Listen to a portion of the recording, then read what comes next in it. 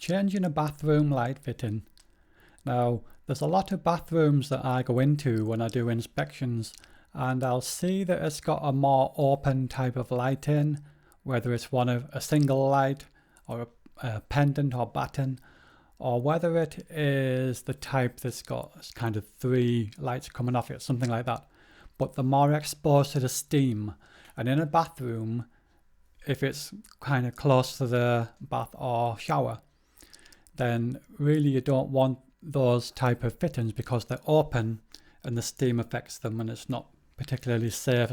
So really what you want to be putting in a bathroom is an IP rated light. What I would generally put in is the round, what I would call UFO light.